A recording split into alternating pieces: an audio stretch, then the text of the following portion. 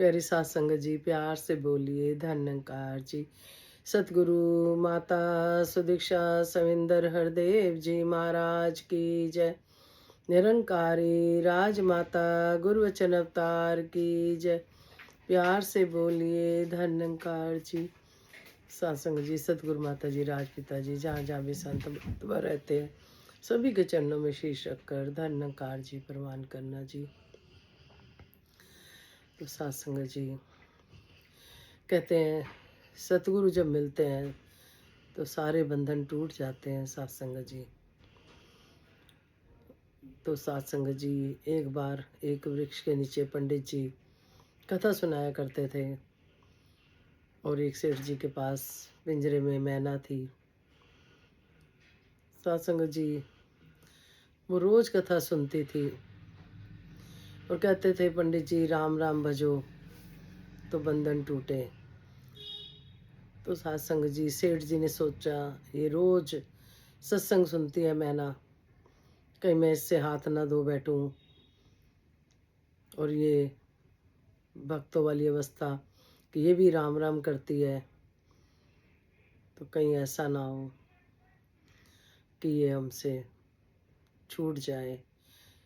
तो जो पिंजरा बंद करके रखते थे तो सेठ जी ताला लगाने लग गए उस पिंजरे में।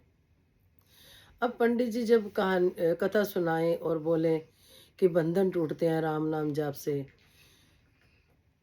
तो वो मैना कहती वृथा वचन कहो मत झूठे, वृथा वचन कहो मत झूठे, कि झूठ मत बोलो, मेरे साथ तो कुछ और ही हुआ है। पहले पिंजरा बंद करते थे सेठ जी, अब ताला लगाने लग गए। पंडित जी और वो घबरा कर उठ के चले गए। अगले दिन फिर जब पंडित जी के आने से पहले कोई सज्जन जो कि पहली बार कथा सुनने आए थे वो मिलते हैं, मैना की बात सुनते हैं, तो कहते हैं कि मैना तो परेशान मत हो, अब की बार जब सेठ जी आए तो तू हिलना डुलना मत, मरने का नाटक करना, और जैसे ही सेठ जी खोले तो उड़ जाना। कहते ठीक है। तो अगले दिन पंडित जी आते हैं, फिर सुनाते हैं और देखते हैं सेठ जी ये हिल डुल नहीं रही। बोलते हैं कि राम राम, कुछ अपना नहीं रिस्पॉन्स दे रही मैना। तो सेठ जी ने सोचा इसको कुछ हो तो नहीं गया, तो ताला खोला, तो जैसे ही हाथ में लिया कि इसको क्या हो गया, वो उड़ गई। फिर वो कह उठी वृथ वचन कहो मत झूठे, सतगुरु मिले तो वचन बंधन टूटे, सतगुरु मिले तो बंधन टूटे। सत्संग जी, जब हमें भी सतगुरु मिल गए हमारे सारे बंधन भ्रम सब टूट गए, सब दूर हो गए, क्योंकि सतगुरु में ऐसी ताकत होती है। सत्संग जी, इतनी शक्ति होती है कि वही हमारे बंधन काट सकता है।